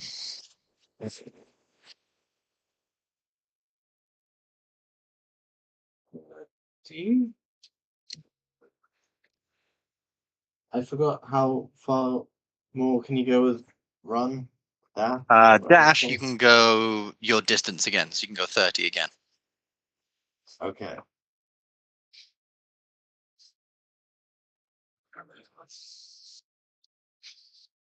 There we go. Okay.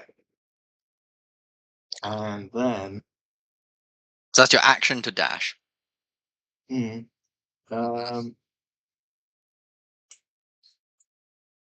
okay, that was my amazing first turn. I did shoot hard, I didn't blow up town. My God. Hey, This we is all. the wind up. For some people, it takes a while. For some people, it just takes a while.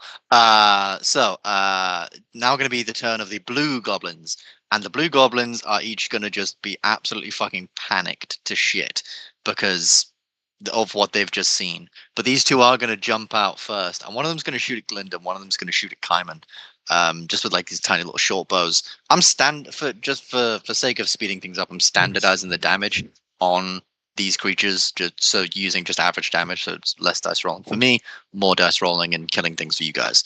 So against Glyndan, that is going to be 5 to hit, and against Kaiman, there's going to be an 18 to hit. But on Kaiman, I don't even think that hits you. So these two little short bow shots just fire off you guys. Glyndan completely misses. Kaiman, it just pings off your armor, like someone throwing a pebble at a wall. And this final one way up here is also going to, like, everyone just says, but Glyndan, you hear, he was there, and now he's gone. Next one. And he just pulls out his little bow, and he's going to try and shoot at Glyndan, because Glyndan starburst his friend. That's what I'm calling Crown of Stars now. That's going to be a 16 to hit. No. No. Not with his fancy new robes. So yeah, that was a completely wasted turn for these little gobbos. Next up, we go to Oramis. Oramis, you are in darkness. In fact, Mittens, you are also right now in darkness, as I think it's like a 20-foot sphere of darkness or 10-foot sphere of darkness or whatever. Mother envelops me with her light. Or dark. The What are you doing, Aramis? The Moon Mother embraces me. How high up are these guys up here? So those guys up there are 20 feet because they match up and in line with the plateau. So they're about 20 feet up. How much is full damage? 1d6 per 10 feet. Nah, not worth it. I'm going to climb up the outside of here in my darkness. Alrighty. Yeah, you have a climbing speed equal to your walking speed, so you can do that. And I'm just gonna chop their heads off. Yeah, slowly these two goblins just see this darkness encroaching them, and as it sort of surrounds them, you just say, "Ah! And they both sort of like go back to back, trying to figure out where the fuck you are. Roll to hit with advantage. If they're back to back, I want to try and do this in one clean sweep. Oh, all right then. Yeah, okay. So roll to hit. Yeah, 17 hits. So this would be cleaving rules. So you roll to hit the first one, and 13 slashing damage is definitely going to do it. Now roll to hit the second. Now roll to hit the second one. Oh, Yeah. do I get advantage because it's darkness? Not that it. Oh yeah. Matters. Oh yeah. You would. Oh yeah. You would get advantage because it's darkness and you could see through it. So yeah, you just watch as like these two things, and then just shing, and then Mittens you see falling out of the bottom of the tower from where the darkness is. Just two goblin heads just roll to the bottom, and two just little goblin bodies fall to the floor, and all of that 3 spells worth of prep paid off. Cool. So I'm gonna put double beheading under Oramis. Wow, are we the bad guys? In this fight, yeah, probably. I've said coolest kill wins. I think that means all morals are out the window. Right, so this goblin up here is much braver than his friend, and he's going to go 5, 10, 15, 20, and he's going to climb way up here. And he's got this little arrow, and he pulls it out, and he doesn't quite know what it does because he's got like a little like energy, the tip of the arrow is like glowing, and he's like, yeah. And he fires it towards Glyndan. So let's see if this hits Glyndan first of all. It does not hit Glyndan. It sort of lands somewhat nearby. And Glyndan, can you then make a Constitution saving throw as this thunderous arrow lands right next to you and just this loud sort of gonging noise. Oh my god! Fucking hell! You and your fucking crits, man. This is If this was Giri, Ben would have rage quit by now. I'm fucking tempted to at the minute because I played my paladin character last night and I rolled 2 nat 1s in one fucking session. You've come in, that's like 10 crits in 3 sessions. That's fucking ridiculous. So they'll 3d8 thunder damage, but half because you passed. So that's 5, that's 8, and that's fucking 5, 8, 10. 8 plus 2 is 10, Ben. So you will take 5 points of thunder damage as this loud noise just ruptures you. I hope the arrow makes a satisfying noise. It does. It absolutely does. This little goblin here is going to fire off a shot at Kaiman with disadvantage because he's too far away for it to be any other thing. Disadvantage. So that's a 19, but a 19 still doesn't fucking hit Kaiman. Goblin with disadvantage, 19. Still misses. That's sad. Cool. That's pretty much all the greens. So then, oh no, there is a green like way back here. He's gonna cry. I think it's valid that he just cries for his turn. Then we're gonna go with Mittens. Mittens, what are you up to? You're no longer in darkness. Yes, I want to cast Mage Hand. I'm going to move this way a little bit. Cast Mage Hand, and I want to pick up one of the heads, and I want to float it towards the blue goblin, and using bardic skills to throw my voice so it sounds like it's coming from the head, I just want to call out, I did not flee. The Moon Mother got me. Run! And I'm trying to chase the goblin off a cliff with a decapitated head. Wait, which one are you trying to chase off the cliff? The Because it's The blue not one, of the right. ones that Oramis decapitated. Right. Okay. Roll me an intimidation check, but using a spellcasting modifier. So that's charisma. So just roll me an intimidation check, basically. Okay. And this goblin's going to have to roll a save against it. I have Otherwise, fixed it begins There we to. go. Oh, that should 20. have been with advantage. So take the 21. You know what? You've lifted up the head of one of his former friends and are chasing him down with it. And he is a peddly little goblin with 5 hit points. I think advantage is deserved. A 22. So this little goblin has rolled a 16. So yeah, you begin. I'm gonna say you begin chasing this goblin. So it's gonna like. I don't know. I guess it'll use its reaction to move up to half its speed away. So it'll run there and there. Roll me another intimidation check. So this is like the ladder shoot here, right? Yeah. That'll mean he'll drop 20 feet. So roll me another intimidation check. Yeah, 25. He can't beat a 25. So you basically chase him backwards and he goes, ah, ah, and he turns around, begins running, and then doesn't see the ladder shoot, like, because he's so terrified of his head and he's looking back at it, and falls. Roll me 2d6. If you roll above a 5, he dies. Come on. If he dies, he dies. Oh, he did. There we go. And this goblin just falls. And as he falls, you just hear this very satisfying, but also kind of gruesome snap. As this goblin just hits the ground at the bottom. Gone. And all, like, the rest of you can see, like, all these goblins way at the back, like, just looking at the 2 hobgoblins. And the 2 hobgoblins are kind of looking back at them like, how the fuck were we meant to know this was going to happen? It is pretty much the rest of everything's turn at the end here. And we're just going to finish up on that really, really quickly. So these 2 hobgoblins are going to go run 5, 10, 15, 20. That one's going to go there. And this one's basically going to jump down 5, 10, 15, 20, dash 25, 30, 35, 40, 45, 50 up to Glyndan. The one next to Kaiman can make an attack. The one next to Glyndan can't.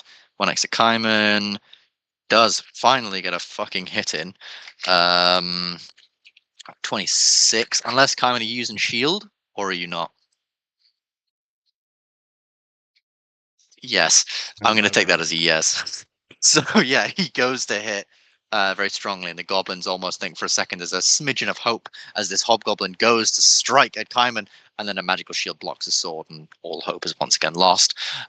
He does get multi-attack, however, so he's going to roll once more against you. Psychological point. Yeah, second attack doesn't hit. That is a shame. Then these 2 goblins up at the top are going to try and shoot at Kaiman and, well, I guess Kaiman and Glyndan, because actually there's 3 goblins at the top.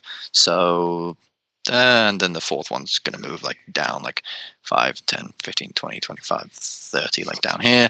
So there's going to be 2 attacks against Kaiman, 2 attacks against Glyndan, because they're the only ones that with the orange marker on them. On that background, yes, it does look like someone's taken a bite out of their token. It kind of does, yes. And Which give it 5. Close to Kaiman will happen. I was about to say, yeah. So against Kaiman, that's a 16 and a 17. Both don't hit. Against Glyndan, that is a fucking 6 and a nat 20. Finally, fucking come on, goblins! I'm rooting for you. That is 1. That, okay, that hits regardless of my AC, doesn't it? Yeah, 1 and a 3. So, Glyndan, you take 1 plus 3 is 4. But you take 6 damage. Ooh. Take that, my man. Glyndan tanking everyone. Absolutely. And that's pretty much it. These goblins way at the back are not giving a shit about what's going on up front. They're like pulling out bows and sort of shivering their hands, almost thinking to themselves, yeah, we're being really heroic by staying back here and making sure they don't get any further. Yeah, we'll just snipe them when they get over here. But that's pretty much what they're doing. And with that, I think we will end the episode there, as it is gone 10:30. Thank you all very much for joining me. I hope you are looking forward to next session.